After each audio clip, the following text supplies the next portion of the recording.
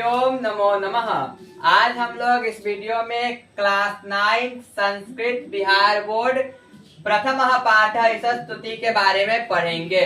सर्वप्रथम हम लोग जानते हैं कि क्लास 9 बिहार बोर्ड संस्कृत की पुस्तिका का क्या नाम है? पीयूषम। संस्कृत की पुस्तिका का नाम है पीयूषम। पीयूषम का क्या अर्थ होता है? अमृत। पीयूषम का अर्थ होता है अमृत। और इसमें हम लोग पहला पाठ जिसका नाम, इसको संस्कृत में बोलते हैं प्रथमा पाठ। प्रथमा पाठ को हिंदी में क्या बोलते हैं?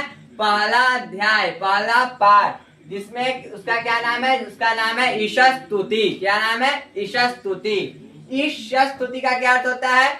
ईश मतलब ईश्वर, स्तुति मतलब स्तुति करना, याद करना, स्मरण करना, नमस्कार करना, ईश्वर की स्तुति करना, ईश्वर को याद करना, ईश्वर को नमस्कार करना, ईश्वर को प्रणाम करना, इसका अर्थ होता है।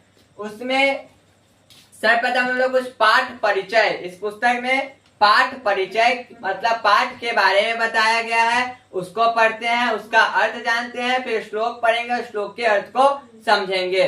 लिखा हुआ है उपनिषदः भगवत गीताश्चेति।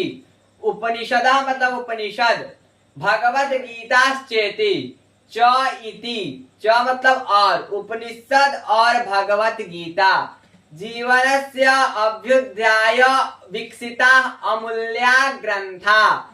जीवन के अभ्युदय के लिए विकसित और अमूल्य ग्रंथ है। उपनिषद और भगवत गीता जीवन के अभ्युदय के लिए विकसित और अमूल्य ग्रंथ है।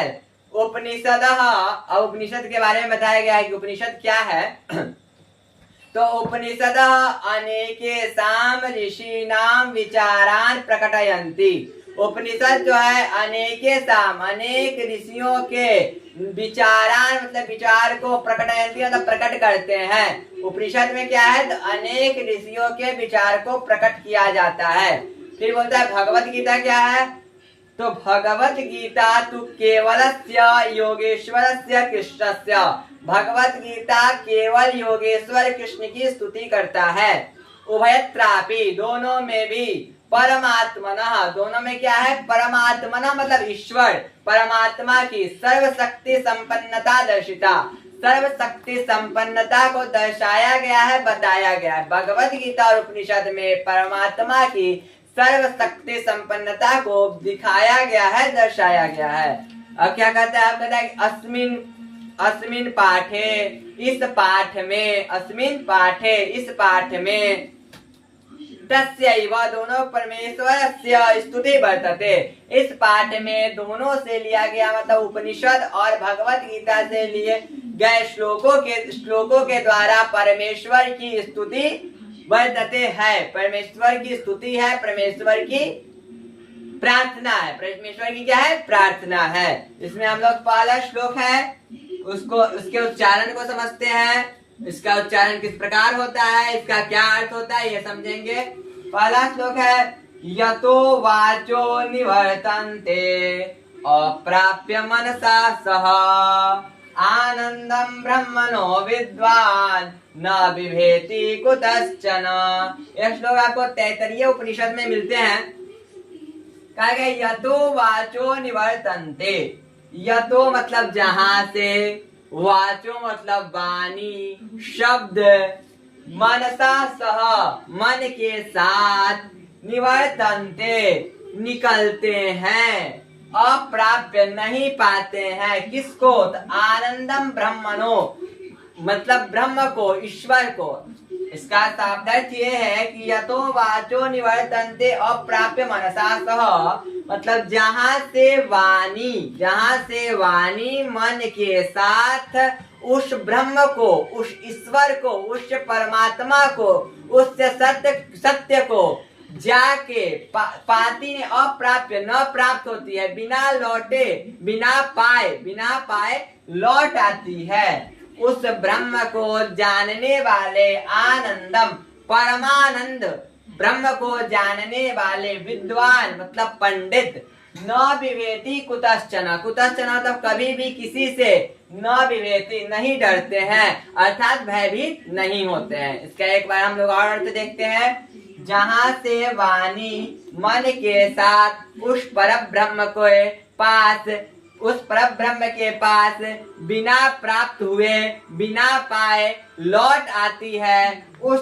परमानंद को, उस ब्रह्म को जानने वाले विद्वान कभी किसी से न विभेति, नहीं डरते हैं, अर्थात भयभीत नहीं होते हैं। श्लोक का शाब्दार्थ हम लोग जाने।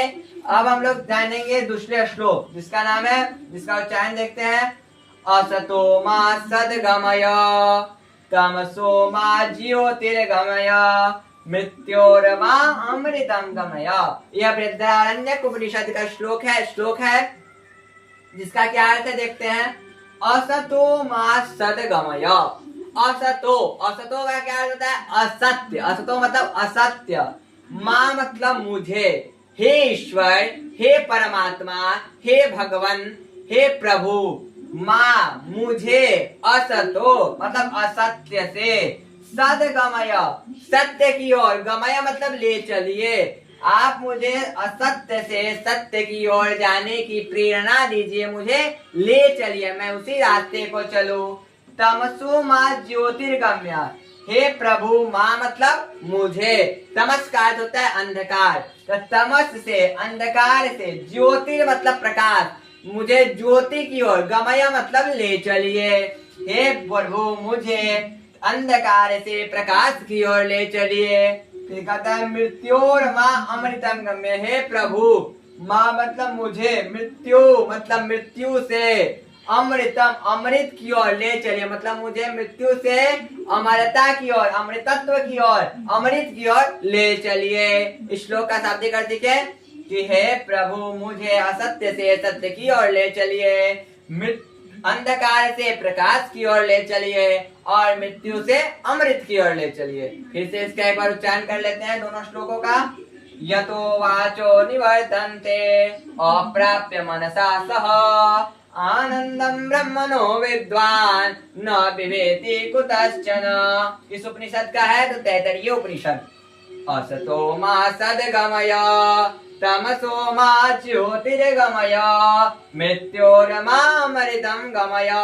ये किस श्लोक का है, किस उपनिषद का है? तो बृहदारण्यक उपनिषद का श्लोक है। इस वीडियो में हम लोग इतना ही। अगले वीडियो में हम लोग दूसरे श्लोकों के बारे में जानेंगे और इस वीडियो का प्रश्न पत्र, इस अध्याय का प्रश्न पत्र तैयार करेंगे। अगर ये वीडियो अच्छा लगे तो चैनल को लाइक करें, सब्सक्राइब करें। धन्यवाद।